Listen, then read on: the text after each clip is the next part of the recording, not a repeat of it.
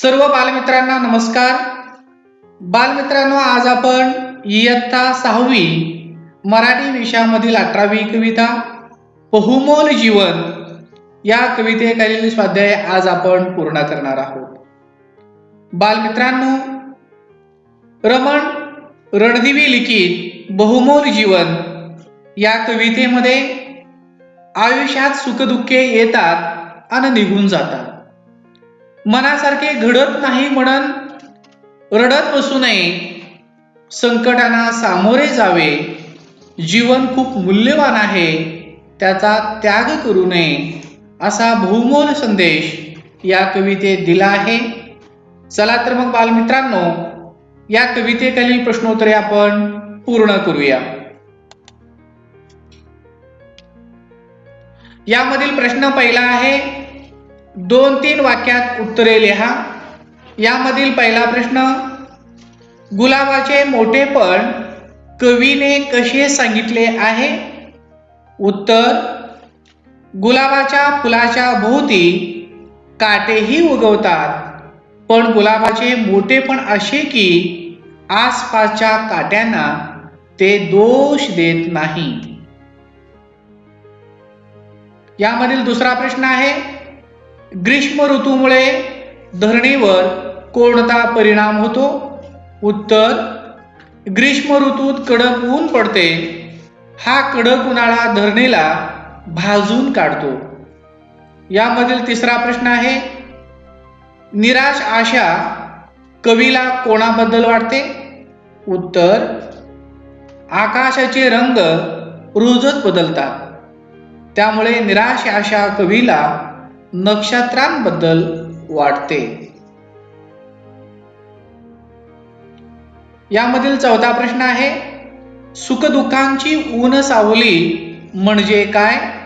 उत्तर, कधी ऊन पडते, कधी सावली पडते. सुखदुःख तसेच असते, कधी सुखाचे ऊन मिळते, तर कधी दुःखाचे सावट येते. यामधील पाचवा प्रश्न आहे, आयुष्याचा त्याग करू नये किंवा आयुष्याचा त्याग करू नको असे कवी का म्हणतात? उत्तर, आयुष्य बहुमोल आहे, माणसाला ते एकदाच लाभते, पुन्हा परत मिळत नाही, म्हणून आयुष्याचा त्याग करू नको असे कवी म्हणतात. बालमित्रांनो, यामधील प्रश्न दुसरा आहे, थोडक्यात उत्तरे लिहा. यामधील पहिला प्रश्न, मनासारखे सारे काही घडते का? यासाठी कवी कोणाकोणाची उदाहरणे कवितेतून देतात? उत्तर, मनासारखे काही घडते का यासाठी कवी पुढील उदाहरणे देतात. गळणारी फुले, तरी न झडणारे झाड, गुलाब व त्याचे काटे, वसंत व ग्रीष्म ऋतू आणि धरणी, रंग बदलणारे आकाश व दाटून येणारे ढग, अमावस्या व पौर्णिमा, सुखदुःख आणि ऊन सावली या विविध उदाहरणांमधून कवी मनासारखे सारे काही घडते का, म्हणजे याचा अर्थ निश्चितच मनासारखं काही घडत नाही, या विविध उदाहरणांमधून आपल्याला पटवून देण्याचा प्रयत्न करत आहे. यामधील दुसरा प्रश्न आहे, कवीने माणसाला कोणता बहुमोल संदेश दिला आहे?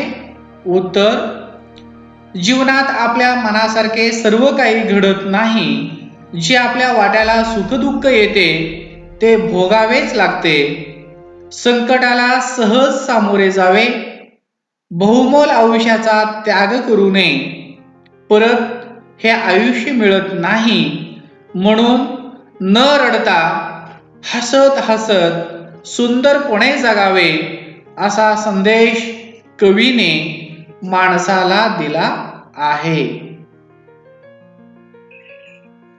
प्रश्न तिसरा आहे, तुमच्या मनाने उत्तरे लिहा. यामधील पहिला प्रश्न, तुम्ही ठरवलेली गोष्ट घडत नाही तेव्हा तुम्ही काय करता? उत्तर, निराश न होता वाट पाहतो, दुःख वाटून घेत नाही किंवा दुःख वाटून घेण्याचा प्रयत्न करीत राहीन, कधीतरी पूर्ण होईलच ही जिद्द बाळगेल.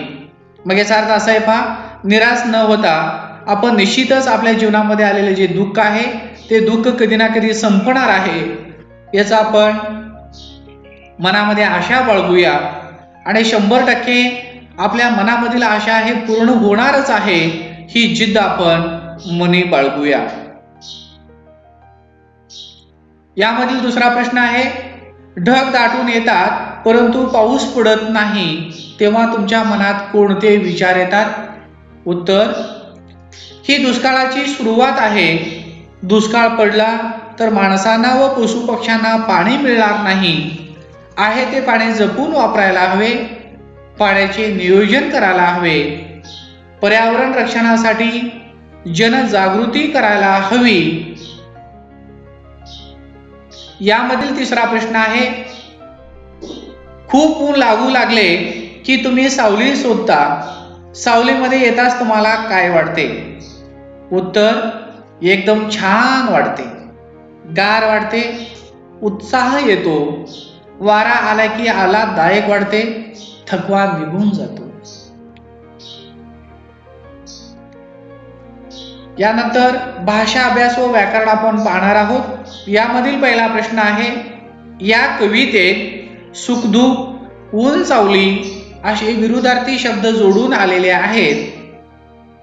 असे प्रत्येकी 5 शब्द लिहा. यामधील पहिला शब्द आहे उंच सकल, लांब रुंद, नफा तोटा, खरेदी विक्री, लाभ हानी. हे सर्व विरुद्धार्थी शब्द जोडून आलेले आहेत. यामधील दुसरा प्रश्न आहे, समानार्थी शब्द लिहा. यामधील पहिला आहे लतिका. याचा समानार्थी शब्द आहे वेळ. देह या शब्दाचा समानार्थी शब्द आहे शरीर. धरणी या शब्दाचा समानार्थी शब्द आहे धरती. नभ आकाश. तक्ता भरा. प्रश्न तिसरा आहे, एक आणि अनेक. काटा, या काटाचा अनेक अर्थ काय होईल पहा. एक असेल तर आपण काटा म्हणतो, अनेक असेल तर काटे. फूल, फुले, झाड, झाडे, बोट, बोटे, संकट, संकटे, रंग, रंगच म्हणतो आपण, रंगे नाही म्हणत, रंगच म्हणणार आहे. प्रश्न चौथा आहे, पुढील धातूंपासून धातू साधिते तयार करा. मूळ धातू पहिल्या कॉलम मध्ये आहे, दुसऱ्या कॉलम मध्ये धातू साधिते आहेत. यामधील पहिला मूळ धातू आहे बोल. धातू साधिते पाहूया आपण. बोलणे, बोलत, बोलता, बोलणारा, बोलून, बोलला. पुढील मूळ धातू आहे कर. धातू साधिते बघूया आपण. करणे, करीत, करता, करणारा, करून, केला. त्यानंतर पुढील मूळ धातू आहे धाव. धातू साधिते पाहूया आपण. धावणे, धावत, धावता, धावणारा, धावून, धावला. यामधील प्रश्न 5वा पाहूया. पुढील वाक्यातील संयुक्त क्रियापदे अधोरेखित करा. यामधील पहिला वाक्य आहे, मुले योगासनांची प्रात्यक्षिके पाहायला गेली. संयुक्त क्रियापद आहे पाहायला गेली. 2 नंबर वाक्य आहे किंवा दुसरा वाक्य आहे, पालक मुलांसाठी सतत राबत असतात. संयुक्त क्रियापदे राबत असतात. तिसरा वाक्य, गडूने सर्व कामे झटपट आटपून घेतली. संयुक्त क्रियापदे आहेत, आटपून घेतली. चौथा वाक्य, मला चित्रे रेखाटायला आवडते. संयुक्त क्रियापदे आहेत, रेखाटायला आवडते. आता आपण पुढील भाग पाहूया. कृदंत अधिक सहाय्यक क्रियापद बरोबर संयुक्त क्रियापद. म्हणजे बालमित्रांनो, कृदंत आणि सहाय्यक क्रियापद दोन्ही एकत्रित आल्यानंतर संयुक्त क्रियापद तयार होतात. पुढील तक्ता आपण वाचूया आणि समजून घेऊया. पहिलं उदाहरण आहे सुरेश समुद्रात पोहू शकतो.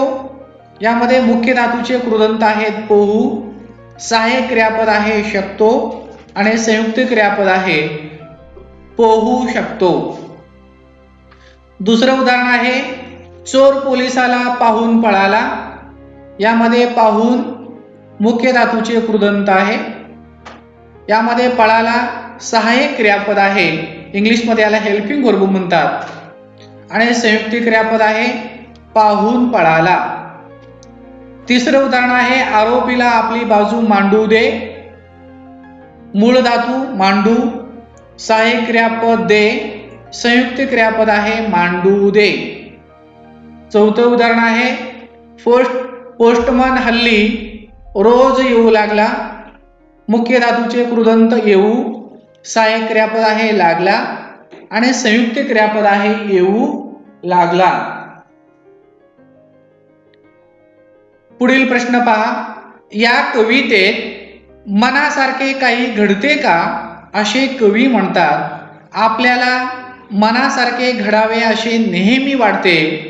मनासारखे काय काय घडावे असे तुम्हाला वाटते, कल्पना करा व लिहा. बालमित्रांनो, या ठिकाणी उत्तरामध्ये नमुना दाखल, उदाहरणादाखल तुम्हाला 1-2 वाक्य दिलेले आहेत. या पद्धतीने तुम्ही या दिलेल्या प्रश्नावर भरपूर तुम्ही चर्चा करा, कल्पना करा आणि जास्तीत जास्त या प्रश्नाचं उत्तर वाढवण्याचा प्रयत्न करा. आपण उत्तर पाहूया. मनासारखा अभ्यास व्हावासा वाटतो. मनासारखे खेळायला मिळावे. मनासारखे फिरायला मिळावे.